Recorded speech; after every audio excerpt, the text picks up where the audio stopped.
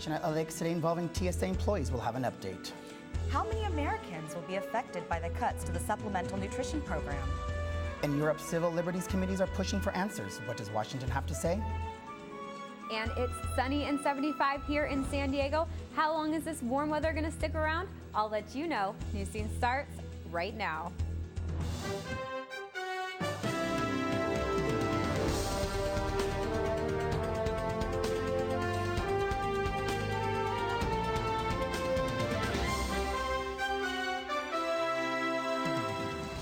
Good evening, San Diego. My name is Marco Puente, and welcome to Newscene. And I'm Ada Schmidt. Thank you for joining us. One person is dead and several others are injured in a shooting at LAX. According to police, a gunman now identified as Paul Anthony Cianci opened fire just after 9:30 this morning. Cianci entered the airport and pulled an assault rifle from his bag and began shooting. Police tracked him into the Terminal 3, where he was shot, and he is now in critical condition at a local hospital. In a news conference held this afternoon, police said they trained for this exact scenario just 3 weeks ago.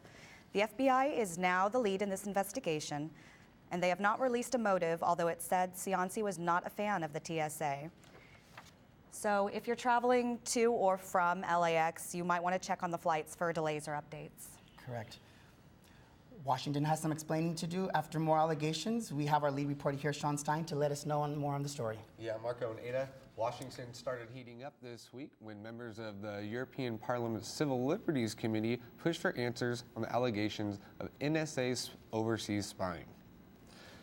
The pressure began after revelations that the U.S. government had monitored German Chancellor's Angela Merkel's cell phone. Soon after, a Washington Post report stated the NSA had also tapped into Google and Yahoo servers. The head of the National Security Agency completely denied all allegations. To be perfectly clear, this is not information that we collected on European citizens. It represents information that we and our NATO allies have collected in defense of our countries and in support of military operations. According to the Post, the NSA and British government communications headquarters have found a way to exploit a weakness in the internet architecture. They are able to copy data as it moves from the public internet to databases maintained by the companies. This information comes from documents leaked earlier this year by NSA contractor Edward Snowden. General Alexander claims media outlets have been misinterpreting the leaked documents. He said that the NSA has not broken any laws and all information obtained was done legally or with the cooperation of foreign intelligence agencies. So obviously this story is ongoing and we'll continue to hear more. So thank you, Shaun. See what happens. Thank you. Well, the Obamacare website is allegedly up and running after nearly a month of technical troubles. Health and Human Services Secretary Kathleen Sebelius has taken a lot of the heat for the website's malfunctions. Some Republicans are concerned that the site puts private information of Americans at risk because through security tests, they have not been performed. Now Google, Oracle, and other technology companies are providing their services to ensure the website runs properly. Earlier this week, Vice President Joe Biden came out to apologize for the trouble and assured that the website would be fully functional by the end of November.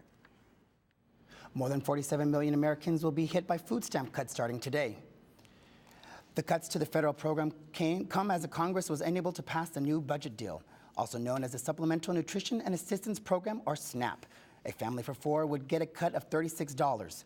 The Center of Budget and Policy Priorities says about 2.3 million children in both California and Texas will be affected. In New York City, more than 1 million elderly people or those with disabilities will feel the impact. The program benefits 1 out of every 7 Americans. 3 people face federal charges today in connection with recent Tijuana drug tunnel discovery. Federal agents had strong words for Mexico's drug cartel following Wednesday's shutdown of the tunnel connecting Otay Mesa to Tijuana. We are determined to make this a big waste of your dirty money.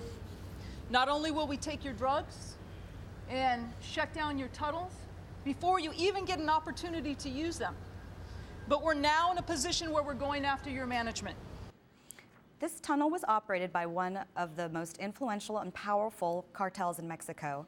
A stash of 8 tons of marijuana and 325 pounds of cocaine was also seized in the tunnel. a first for federal drug agents.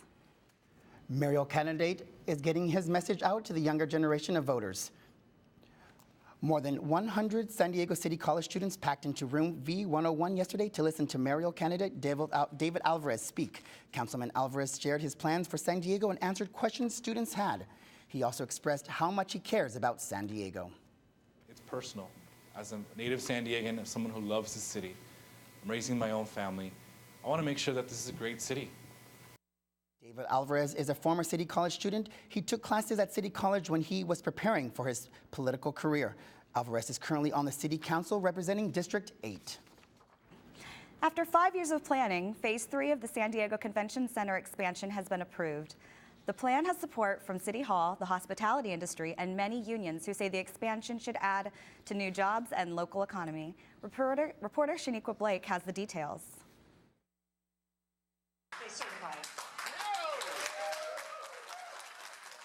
On October 10th, the California Coastal Commission voted to expand the San Diego Convention Center. The plan will add a 2-story facility, a retail space, and a 5-acre rooftop park. When it's finished, the San Diego Convention Center will be the largest on the West Coast. Proponents of the expansion, like Interim Mayor Todd Gloria, tout the economic benefits to the region. This will allow us to create 7,000 permanent jobs and retain important events like Comic-Con here in San Diego. Comic-Con is the convention center's biggest event, giving the local economy a $180 million boost last year. Supporters say the expansion would bring millions of dollars for local businesses and for the city. About $700 million in economic impact to our region, and that would generate roughly $13.5 million in new taxes for the city. Those are dollars that I can use to pave your road, to pay a police officer or firefighter, or expand library hours in your neighborhood. But the expansion plan does have its opponents. The local Coastal Commission staff did not recommend the plan to the Coastal Commission, and the San Diego Chargers have their own ideas about how to expand the convention center. Well, we had some specific concerns with the project that had been proposed, in particular about how the public access provided would operate. The Chargers support the expansion. However, they wanted to combine it with a new stadium just blocks away from the convention center. Opponents could not sway the commission, however, and the project will move forward. The next hurdle, getting the financing plan approved. For Newscene, this is Shakina Blake. Well, I'm sure that not only across the country, but even internationally, people are very glad that Comic-Con will still be held here in San Diego. The mural honoring slain City College student Diana Gonzalez has finally been unveiled, but not on our City College campus. This semester, over 150 students, including Diana's family, joined together in the Gordon Quad to help construct the mural. The painting was supposed to be unveiled in the MS building on October the 10th, but due to the new mural and arts policy in the works, the school and district will address requests from the creation and framing of murals around campus. The Diana Gonzalez mural was displayed in the Balboa Park at the Centro Cultural de la Raza. The painting will remain there until the end of the school year. A local music icon gives us a look into his incredible record collection. And the richest event in thoroughbred horse racing begins today. Who are the favorites for $5 million prize?